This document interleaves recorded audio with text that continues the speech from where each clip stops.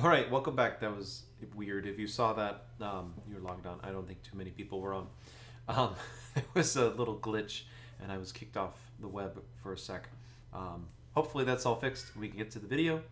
We'll start this again. We're doing the 17th Sunday after Pentecost, the Introit, Justus es Domine. Thank you everyone for subscribing. Let's get into it. All right, so before we start, make sure you've hit that subscribe and bell icon down below, because that helps me out, and we are able to do more streams when I have more subscribers, because that makes me want to do it if I'm accountable to everybody. Okay, so I'm starting off on my default kind of web browser, so I'm just using my default Edge stuff. It's nothing complicated. I mean, I could click this down here, but I wanted to go the traditional way. So you see how I get there on a regular old, oh, look at that, the recall. So the way I do that, I just type in chant tools. I mean, you could say any of those work, but I'm just going to click chant tools, and you're going to see how easy it is. There it is. Top one, mass propers, GitHub pages. Click that. Boom, there it is. That was the easiest thing ever. Chant tools. That's it. All right, and then we're doing the 17th Sunday after Pentecost. It'll populate everything.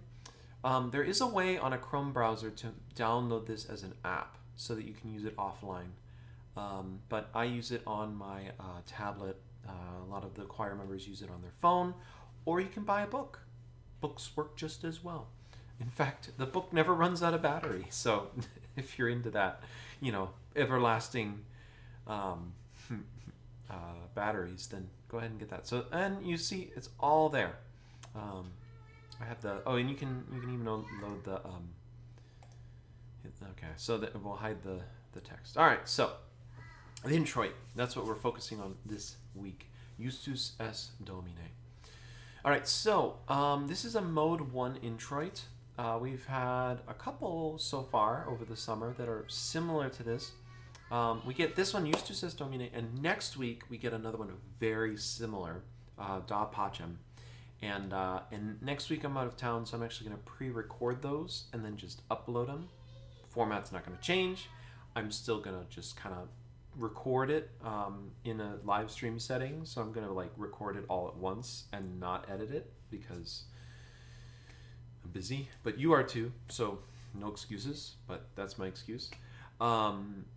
Yeah, so we're going to start this before I get too far ahead of myself. So start this on a D, and it's going to be in our typical at pitch mode 1 Introit. It's a little shorter, so I'm going to put the Gloria Patri. So you can also drop down this full Introitus, and then you have the Gloria Patri there. Boom. It populates it. Now, why don't they do that in the books? Well, because it's the same Gloria Patri for every single Sunday, every single Mass. I mean, it varies with the chant mode, but it's just the same. So they just abbreviate it to save paper. And trust me, these books are huge, so they need to save as much paper as possible. So here we go.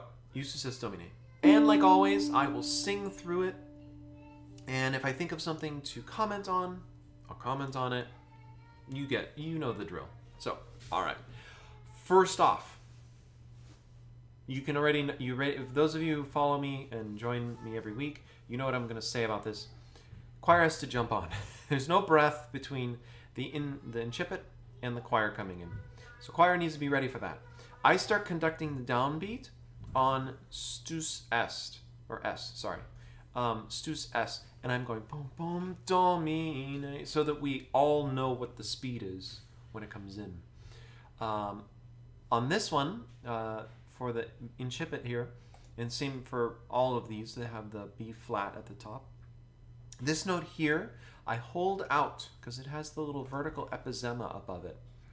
So instead of Jost or Justus es, I like Justus es. I just like that better. I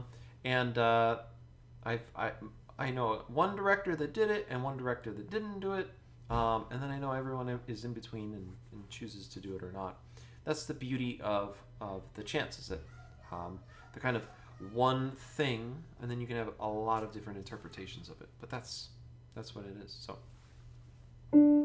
here we go.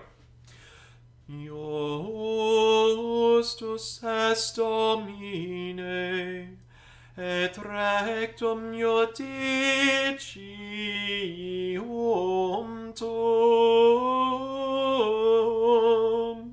I did hold that top note. I like holding it a little bit to give that qualisma a little bit of a passing tone feel. Tuum. You could change it if your choir likes that. Tuum. That works too. I will do a little pause on the top there. Tuum. Just to kind of hang on to that phrase. Next phrase. There's nothing too earth-shattering about that. In the next phrase, we have fac cum servo tuo. Look how high that goes. It's even like colliding with text. You have to remember everything about that, right? So, fa cum servo tuo. You have to really float that as you get up. You float that. If you push through it, it's going to be bad. Maybe if you're wearing headphones, I'll turn this down for you. A little better. So if I do it while pushing, it's not going to sound nice.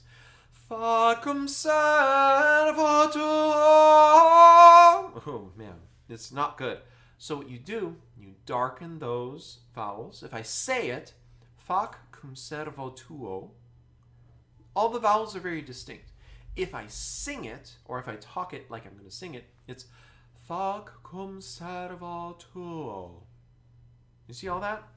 Fac cum servo tuo. It sounds, first of all, weird. I hope you don't talk like that. This just sounds a little weird. If you do, it's perfectly fine. But it helps you sing it better. Fac cum servo tuo. Tuo. I say tuo, right? The ah sound makes things a lot easier to sing high. And that's just a very general principle for chant in particular, to make everybody kind of sound equalized on it. Okay, next, secundum misericordiam tuum. Now there's that quarter bar there. Look at that. It's all crammed together up there, how high it goes. Right here, that quarter bar, we're going to observe it like we always do, but it's really high, so you're not going to run out of breath there. So it'll be a quarter breath. Think of it like a sneak breath. And I think that captures the idea of it. Let's hear that with the misericordiam tuum. And look, we're already done with it, like super short. Fac cum servo tuo, secundum misericordiam tuum. Now you notice I had like 2 at least sneak breaths in there too. Notice the virga, the comma here, not a breath sign. This guy is like a holdout or a pause or something else. I've also heard that it's a quarter bar, and that this quarter bar didn't exist originally, and that's the quarter bar. Maybe. I also just think it's just a pause. I think we can interpret it a lot of different ways, and they're all valid, as long as you make music out of it. And as long as you don't, like, destroy the chant. I wonder what that means, like, right? Destroy the chant. Some people would say, you observe the quarter bar, you destroy the chant. I don't think so. So, I think something else destroys the chant. So, like, not doing it. I think just not doing it destroys it. So notice there's that major third, and that virga, that comma, really does help go over that, so that you get that sense of the slowing down. But you also can kind of hit the major third. A major third descending is very difficult. It just is. It's the opening of the Symphony Number 5 of Beethoven. Secundum mi, ba, ba, bum. And then that's it. Let's go over the verse. We'll go back to the beginning. I'll sing the Gloria Patri today. But I want to go over the verse before I sing the whole thing, just to give you the pronunciation of everything. And then we'll continue on. Oh, look at that. In the, right here. I've had a little CS on my face the whole time. I should get rid of that. Kind of distracting. That's a live stream for you, though. All right. The Beati Immaculati in via, qui ambulant in lege Domini. All right. Beati Immaculati in via, qui ambulant in lege Domini. Let's try that from the beginning. I'll sing the Gloria Patri with the Amen, and then and chip it again, so you get the whole thing. But something you can sing along with.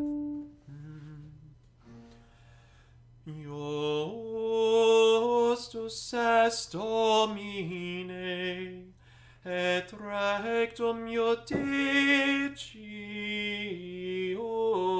tuum, facum serva tua secundum misericordiam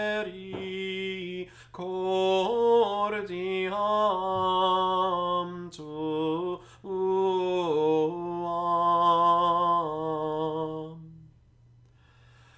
Beati Immaculati in via, qui ambulant in lege Domini. Gloria Patri et Filio et Spiritui Sancto,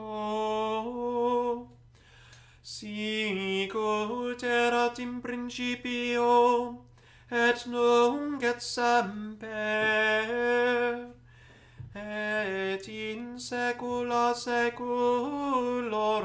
Amen.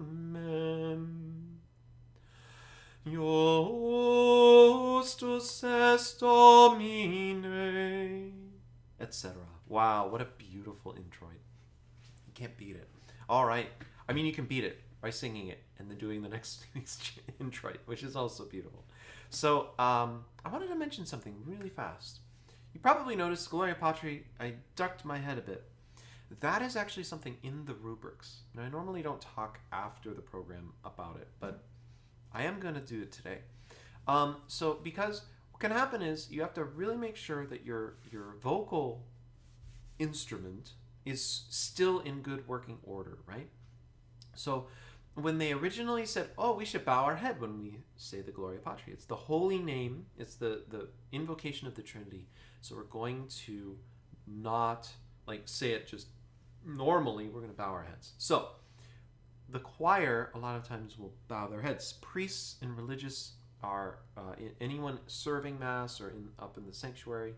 They're required to bow at any invocation. The holy name of Jesus. You bow your head. Holy name of Mary. The saint of the day also gets a bow. They're tiered too. There's different reverences, but I think in general a nod of the head works for all of them. Gloria Patri is interesting because normally you're singing when you run across it. So if you go like this, glory, you're going to squeeze your vocal cords shut. So in the rubrics it says to bow from the waist. So it's almost like a forward bow. And the rubrics also say to bow from the shoulders for the holy name of Jesus. You bow with shoulders, and then Mary is a head bow, and then the saints is also a head bow. So it's there's the tiers of the different reverences. But the Gloria Patri, you might it's the top of my head, but what happens is you're reverencing the holy name. I think it's super important for the choir to do that, because if you're not paying attention to the words you're singing, it doesn't make a lot of sense to be chanting, because the chant is a prayer and it's part of the Mass. In fact, it's so much a part of the Mass. Remember, you cannot have a solemn high Mass or a missa cantata unless you sing. Very interesting. You have to sing to have a missa cantata. It's part of the Mass. So it's super important to be participating in the prayers. And one of the ways you do that is when you say the holy name of Jesus or Mary, you bow your head. If you, in the Gloria Patri, you kind of come forward. Even if you're not singing it. You hear practicing in the background. Boys are practicing on the piano. So that'll do it for this week. It was a shorter introit, and then I ended up going a full 15 minutes anyway. But that's, I wanted to point out the Gloria Patri kind of idea. I'll make sure that you knew what that was about and why I bowed my head. And then also how to do it for yourself, so you're not destroying your sound as you do it, because it's still important to do the reverence, but then do it in a way that maintains the reverence of the sound, because sound can be reverent too. So anyway, I will fix this thing so it's not there anymore, and then I'll see you next week. That was our introit. God bless you all for joining me. Thank you for sticking with me to the end. And stay tuned for the next videos. We'll be putting them all on a playlist for the 17th Sunday after Pentecost.